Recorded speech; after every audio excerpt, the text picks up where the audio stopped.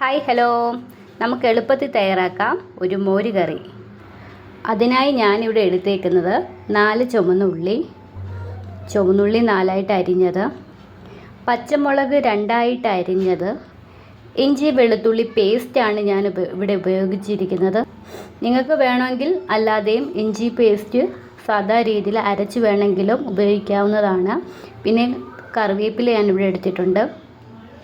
പച്ചമുളക് നിങ്ങളുടെ ആവശ്യം അനുസരിച്ച് എത്രയാണോ എരിവ് വേണ്ടത് അത്രയും നിങ്ങൾക്ക് ചേർക്കാവുന്നതാണ്. ഞാനിവിടെ 4 പച്ചമുളകാണ് എടുത്തേക്കുന്നത്. മൺചട്ടിയാണ് ഞാനിവിടെ എടുക്കുന്നത്. മൺചട്ടി ചൂടായി കഴിയുമ്പോൾ കുറച്ച് വെളിച്ചെണ്ണ ഉപയോഗിക്കാം. ഞാനിവിടെ ഓയിൽ ഉപയോഗിക്കുന്നത് വെളിച്ചെണ്ണയാണ്. നിങ്ങൾക്ക് ഇഷ്ടമുള്ള എണ്ണ ഉപയോഗിക്കാവുന്നതാണ്.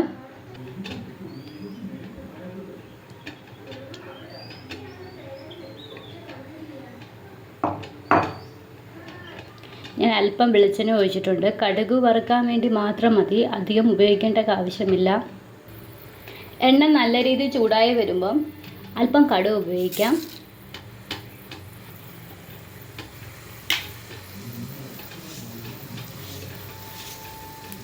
അതിൻ്റെ കൂടെ കുറച്ച് ഉലുവ ചേർക്കാം. കടുവും ഉലുവയും നല്ല രീതിയിൽ പൊട്ടി വരുമ്പോൾ അല്പം വറ്റൽമുളക് ഉപയോഗിക്കാം.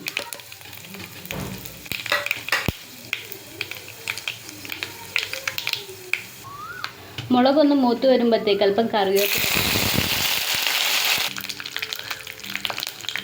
അതിൻ്റെ കൂടെ തന്നെ കുറച്ച് കൊച്ചുള്ളിയും കുറച്ച് പച്ചമുളകും ആഡ് ചെയ്യാം. ഞാനിവിടെ വെളുത്തുള്ളി പേസ്റ്റും ഇഞ്ചി പേസ്റ്റും കൂടെ ഇട്ടിട്ടുണ്ട്.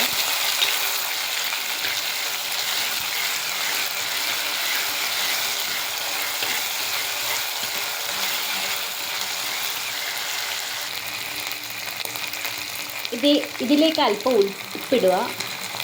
ഉപ്പ് കൂടിപ്പോകാൻ പാടില്ല. അല്പം മഞ്ഞൾപ്പൊടി ഇടാവുന്നതാണ്.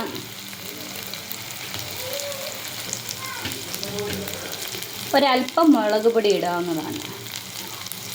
മുളക് പൊടിയും മഞ്ഞൾപ്പൊടിയും കൂടി പോരെ, ശകലം മാത്രമേ ഇടാവൂ.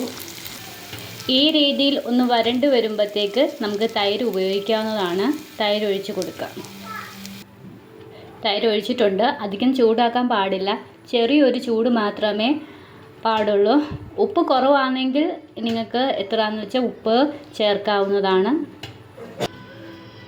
മോര് കറി അധികം ചൂടാക്കാൻ പാടില്ല, തൈര് പിരിഞ്ഞു പോകും. അധികം ചൂടാക്കാൻ എടുക്കേണ്ടതാണ്. ചെറിയ ഇളം ചൂട് മതി. നിങ്ങൾക്ക് എല്ലാവർക്കും ഇഷ്ടമായാൽ